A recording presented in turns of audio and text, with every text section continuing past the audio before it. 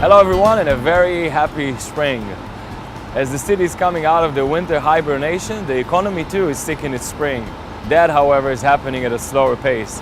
We could only wish the economy would do as well as Manhattan's real estate has been doing over the past few quarters. Prices are holding steady from last quarter, activity levels are strong, discount rates are decreasing, and properties are sitting less time on the market. Even mortgages are becoming easier to obtain. Here are the highlights for the first quarter report of 2010 produced by Miller Samuels and Prudential Douglas Elliman.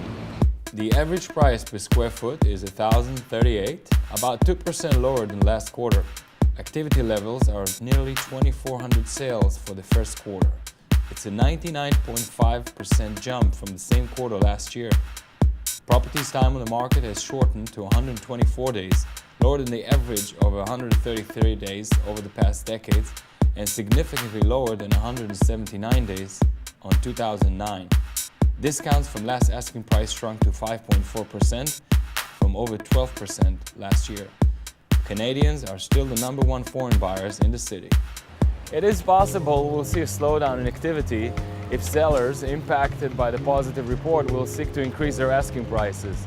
You can find a full report along with an extensive 10 years Manhattan market report in the link on this email, or just go to my webpage at elliman.com/YET.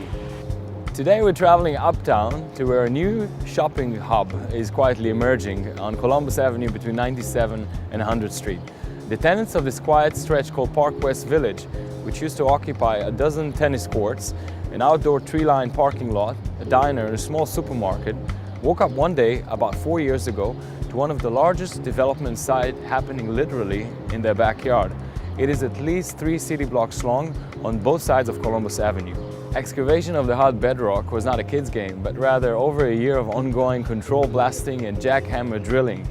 The unhappy residences of the neighborhood, especially those of Park West Village, who saw the larger portion of the development takes place on their village, became even more frantic when a wall supporting one of the neighboring buildings collapsed during the excavation and resulting in the evacuation of a 300-unit building in the middle of the night. But progress is hard to stop.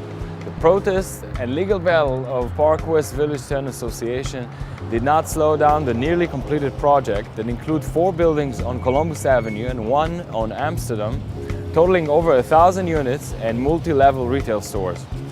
Those are turning the neighborhood from a quiet, remote part of the Upper West to a trendy and busy shopping strip with mega stores such as Whole Foods Wine, Michaels, Modell's, Sephora, TJ Maxx, Border, Crumbs, Solomon Schechter and Mendel Schools, and of course, a couple of banks. Completion is anticipated for 2011. The story of a green, quiet village turning into a large development site is a familiar one. In this case, it may be a clear signal to the direction in which Manhattan is heading.